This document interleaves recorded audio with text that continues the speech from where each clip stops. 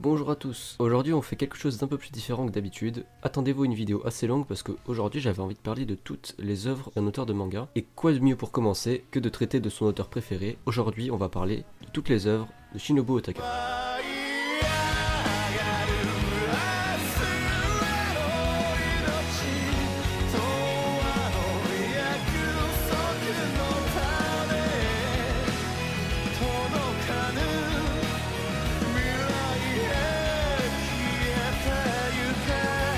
Bien, on va pouvoir commencer avec une présentation rapide de l'auteur. Donc Shinobu Otaka est née en 1983 et est une auteure de manga japonaise. Je pense que du coup vous l'auriez deviné. Elle s'intéresse particulièrement au dessin et commence à envoyer ses planches au Shonen Jump dès son entrée au lycée, et c'est finalement quelques années plus tard que sa première histoire sera publiée dans un magazine. Voilà, c'est fini pour la partie Wikipédia.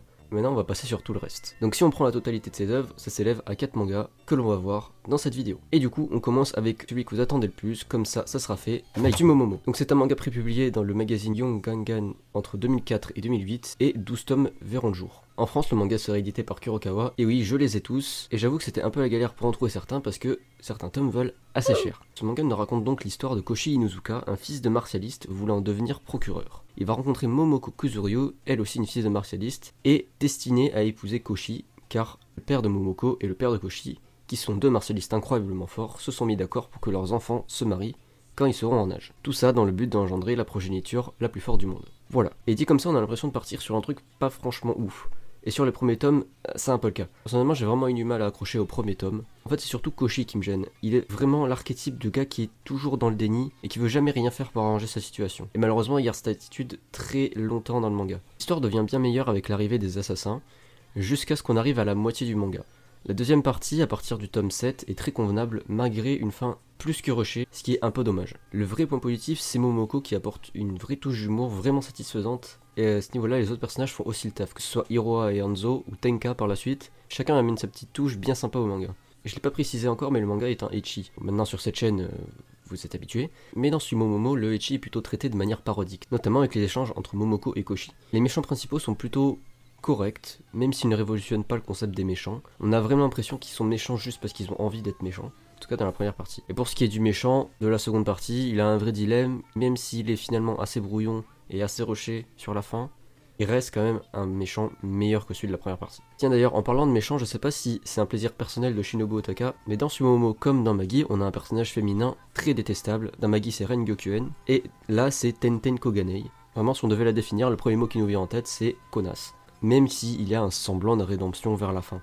Franchement, niveau connasse dans les mangas, ces deux persos passent juste derrière Malty Melromark. Connasse. Après, les combats sont plutôt cool, si vous êtes habitué à Magi, c'est globalement le même style et vous serez pas perdu. Le manga a eu une adaptation en animé entre 2006 et 2007 par le studio Ibari. Cette adaptation fait 22 épisodes et traite uniquement de la première partie. Que dire sur l'animé? Alors je partageais parce qu'il y a quelques points positifs comme Momoko pour qui le côté forceuse marche super bien. Déjà il y a la CGI extrêmement dégueulasse qui se paye le luxe de paraître parmi les pires que j'ai vus un peu devant Alifoleta. Sauf que Sumomo c'était il y a 14 ans, voilà ça c'était cadeau. Ensuite il y a des fillers, alors ça c'est pas trop le problème c'est que la fin est rushée de fou. Donc ne prenez pas 3 épisodes pour faire des fillers si au final vous n'avez pas le temps de finir. En gros tout l'arc du village Koganei est balayé en 2 épisodes et du coup ça va beaucoup trop vite. Il manque beaucoup de choses. Et en plus, les combats de l'anime sont pas vraiment terribles. Le pire, c'est que c'est peut-être un des seuls animés à ne pas pouvoir avoir de saison 2. Non pas à cause du studio ou des ventes DVD, quoique même si ça devait pas être la folie à ce niveau-là. Non, là en fait, ils ne peuvent pas faire de suite, parce que dans leur délire de faire des fillers pour rusher la fin, ils ont oublié de mettre un des persos essentiels à la suite du manga. Et là, pour ceux qui connaissent, je parle du papy pervers qui apparaît normalement dans l'arc du village Koganei. Et là, du coup, vous êtes encore plus perdu. Mais ce perso au final il est méga important et là il est absent. Normalement c'est lui qui introduit Shintaro pour débuter la deuxième partie, qui joue un rôle très capital dans le final. Du coup, oublier de l'introduire dans l'arc du village Koganei ça pose beaucoup de problèmes. Bon de toute façon c'est pas comme si cet animé avait des chances d'avoir une saison 2 de base, donc passons. En conclusion on peut dire que le manga est plutôt bon, pour peu qu'on arrive à rentrer dedans. L'animé quant à lui, c'est pas grave si vous passez à côté quoi. Ensuite donc on va continuer avec ce que vous attendez tous, Orient. Oui, j'ai fait un saut dans la timeline et je vous emmerde. C'est un manga qui est prépublié dans le Weekly Shonen Magazine depuis mai 2018 et il est toujours en cours de parution pour l'instant. Il n'est pas encore édité en France et là vous pourrez vous dire « Waouh, il a lu les 7 tomes en japonais, mais qu'est-ce qu'il est fort !» Et là vous aurez à moitié raison. Parce que oui, je suis très fort, mais alors vraiment en toute modestie, Et ensuite, non, j'ai pas lu tout en japonais, mais seulement le tome 1 et 2, et j'y ai passé 2 mois. Ouais, non, franchement, y a pas à dire, les scans, c'est pratique des fois. Orion nous raconte donc l'histoire de Musashi et Kojiro, deux jeunes garçons rêvant de devenir bushi. Si on prend un terme plus global, on pourrait dire qu'ils veulent devenir des samouraïs, mais vu que je connais pas la différence entre bushi et samouraï, on va dire qu'ils veulent devenir bushi. Et en gros, un bushi, c'est un tueur d'oni. C'est compliqué. Bonjour, c'est le Djangox du futur. À l'instant, je vous ai dit que je connaissais pas la différence entre bushi et samouraï. J'ai cherché sur Google parce que je voulais quand même savoir quelle était la différence. En fait, bushi et samouraï, c'est pas la même période, et bushi, c'était plus des cavaliers qui se battaient avec des arcs. Du coup, j'imagine que le sabre était juste secondaire. Dans Orient, je sais pas trop si du coup c'est fidèle au bushi ou pas, je sais pas. Il y a juste le fait que ce soit des cavaliers qui est un peu représenté par Kojiro, parce qu'il a une moto, j'imagine. Ça va être pour ça, mais voilà, sinon... Du coup, je vous laisse avec la suite. Après s'être fait voler leur première prise par des bushi plus expérimentés, ils vont partir à l'aventure pour devenir les meilleurs bushi. Et au passage, ils vont rencontrer Tsumugi Hattori qui les accompagnera par la suite. Voilà ce que c'est sans trop rentrer dans les détails. Si vous avez aimé Magi, vous retrouverez un style que vous aimez. Mais ce manga est beaucoup plus classique au final. Sans mentir, le manga n'a pas vraiment grand chose d'original. L'histoire du manga se passe à la période Sengoku, qui est une période qu'on a pas mal vue. Aussi, le chara design des persos est beaucoup trop ressemblant à Magi. Et vous allez me dire... Oui, mais c'est normal, c'est la même auteur. Et c'est vrai, mais rien qu'en comparant Sumomomo et Magi, on pouvait voir quelques différences. Là, Musashi, on dirait vraiment le fils caché roux de Alibaba et Aladdin. Et Tsugumi, on dirait clairement Kogyuku avec les cheveux verts, quoi. Le manga est bien, je dis pas le contraire, mais comparé à ce qu'on a eu avant, c'est clair que c'est vraiment en dessous. Bon, et puis pour l'instant, à part les scans, vous pouvez pas trouver ça en France. Je pense que dès que Magi aura fini d'être publié en France, Orient ne sera plus très loin d'arriver. Bon, maintenant, je peux plus vous troll. Magi, Sinbad. Eh oui, je suis désolé, on finit par le meilleur. Le manga a été publié dans le Weekly Shonen Sunday entre mai 2013 et juin 2013, puis dans le Ura Sunday de septembre 2013 jusqu'en avril 2018. Le manga comporte 19 volumes, et pour une fois, même si Shinobu Utaka est toujours aux commandes pour l'histoire, c'est Yoshifumi Otera qui s'est chargé des dessins. 5 OAV ont vu le jour en mai 2014 jusqu'en juillet 2015, et ont été faits par le studio Leidius, et enfin un animé de 13 épisodes a vu le jour en 2016, toujours par le studio Leidius.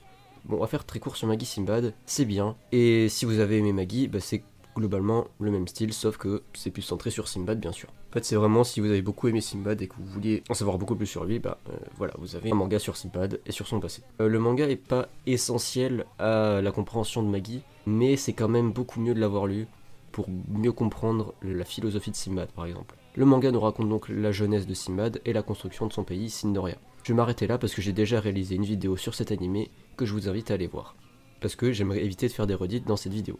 Pour ce qui est du manga, il est à la hauteur de Magi en général. Et maintenant le moment que tout le monde attend, Magi. Le manga a été prépublié dans le Weekly Shonen Sunday entre 2009 et 2017, et il a été compilé en 37 volumes. En France, le manga est édité par Kurokawa, et en est actuellement au tome 34, mais il devrait se terminer cette année. On va directement passer à la présentation de l'anime, comme ça on s'occupe des deux en même temps. La première saison est sortie à l'automne 2012 par le studio A1 Pictures, et la saison 2 un an plus tard, donc en automne 2013, toujours par le studio A1 Pictures. Alors Magi nous raconte une histoire s'inspirant des Mille et une nuits, en tout cas pour les personnages. Voici l'histoire de Alibaba voulant conquérir un labyrinthe. Pour ce faire, il obtiendra l'aide d'Aladin. Plus tard, le duo sera rejoint par Morgiane, une esclave qui était à la solde de Jamil, aka le meilleur méchant de l'histoire. Pourquoi personne ne croit là? Bon, je vais vous épargner plus de spoilers dans cette partie, mais sachez que le manga Magi et l'animé ont quelques différences. Déjà, le tout début. Dans le manga, Alibaba n'est pas encore présent au début. Du coup, la scène où Aladin se fait choper en train de manger des pastèques, elle est présente, mais c'est pas Alibaba qui le trouve, c'est Leila et Sasa. Mais si, les marchands là. Dans l'anime, c'est elles qui sont censées accompagner Morgiane à un moment. Non, c'est avec elles que le manga commence. Du coup, c'est vrai que c'était clairement plus intelligent de virer ce passage pour que le début soit un peu plus intéressant. Ensuite, il y a quelques changements plutôt mineurs, comme le passage qui se déroule normalement avant le labyrinthe de Zagan, qui a été déplacé dans la saison 2. Mais là encore, le choix de le déplacer était plutôt une bonne idée parce que le passage ne s'incluait pas vraiment bien dans le manga. Le plus gros changement, c'est sur la fin de la saison 1. Et attention, spoiler alerte. Dans l'anime, Alibaba se fait corrompre ses robes après avoir visiblement eu trop d'empathie pour Dunya. Après, ils se battent un peu, Aladin arrive à changer le cours de ses rocks, grâce notamment à l'esprit de Cassim qui le retenait. Et pendant ce temps, à Cindoria, Al-Samen lance une attaque. Dans le manga, Alibaba ne fait rien et Aladin va essayer de faire changer les rocks de Dunya grâce à l'esprit de Isaac. Alors, et du coup, j'ai vérifié dans l'anime, la partie avec Dunya n'est pas là. Et pour ce qui est de la bataille à Cindoria, elle a lieu, mais certains membres de Al-Samen sont sur l'île du labyrinthe de Zagan et font un peu de bordel. Du coup, Sharkan, Yamraya et Masrur arrivent pour aider. Voilà quelques changements. Après la bataille à Cindoria, Sinbad affronte toujours Isnan normalement, y a pas de problème à ce niveau-là. La saison 2, quant à elle, ne change pas beaucoup de choses. Du moins, j'ai pas remarqué énormément de changements marquants. Et pour les reprendre directement le manga là où l'anime s'est arrêté, il faut reprendre au chapitre 199 après la bataille de Magnostat. Croyez-moi, si vous avez aimé les 2 premières saisons, vous aimerez la suite. Déjà parce que en fait, l'anime s'est arrêté pile avant qu'on nous explique tout le background des Magi, des Rox, même des Jin, donc c'est au moins intéressant pour connaître ça. Ensuite, on a des combats qui sont attendus depuis la fin de la saison 2 du coup, comme le Hakuryu Judal contre Aladdin et Alibaba. Et si je vais plus loin dans le manga, on a enfin une vraie utilité à Yunnan qui, il faut le dire, servait pas à spécialement grand chose. Oui, il servait un petit peu dans le voyage de Morgan par exemple, mais on n'a pas vu l'entraînement de Morgan ou quoi que ce soit d'autre, donc finalement on sait pas vraiment l'importance que Yunnan a dedans. Bon, malheureusement, quelques personnages vont beaucoup plus passer au second plan. Genre, Seishun-Li, on sait qu'il est encore vivant, mais j'ai pas spécialement de souvenir de l'avoir vu plus que ça. Et malheureusement aussi, les bigénéraux sont un peu plus en retrait. En fait, ils prennent une place plus importante que le rôle qu'ils avaient en tant que bigénéraux, mais finalement, on les voit beaucoup moins dans le manga. Mais surtout, on les voit beaucoup moins parce que le manga se concentre beaucoup plus sur les ambitions de Sinbad, ce qui est vraiment cool. On a une vraie évolution dans l'univers, et surtout, on a des putains de méchants, et par conséquent, des putains de combats. Vraiment, le méchant principal de Magi, pour éviter quelques spoils, c'est un des meilleurs méchants que j'ai vu animé manga confondu. Bon, il reste quand même derrière Jamil, mais... Donc Magi, si vous n'avez pas vu ni lu, foncez, c'est vraiment un excellent manga. Évidemment, je ne le dirai jamais assez, mais faites une saison 3 à Magi, putain. Il y a moyen de faire un animé vraiment excellent, si on le laisse à un bon studio. Bon, du coup, quel bilan peut-on tirer? Bien, on a 2 mangas qui sont vraiment pas mal, donc Sumomo et Magi Sinbad. On en a un qui est un peu en dessous, donc Orient, et un qui est vraiment très bon, Magi. Si vous en avez lu un des 4, vous allez forcément apprécier au moins les autres, que le style d'humour est le même, et les dessins des combats reprennent à peu près le même style à chaque fois. Je vous mettrai des images au montage pour vous montrer bien évidemment. Aussi, il y a vraiment un dessin que l'on retrouve à chaque fois, c'est un perso dessiné de façon ultra minimaliste pour faire rire. Donc pour conclure sur cette vidéo, je vous recommande fortement les mangas de Shinobu Otaka. Merci d'avoir regardé cette vidéo. Ça a été très long à écrire et à mettre en place, mais au final j'ai réussi à le faire. Je remercie encore Mizu de la chaîne Washi no Mizu qui m'a fait 3 nouveaux chibi. Donc si vous voulez des chibi ou même des logos, vous pouvez le contacter sur Discord, il est très sympa. N'oubliez pas de mettre un like, partager la vidéo et vous abonner. Moi je vous retrouve une prochaine fois, au revoir.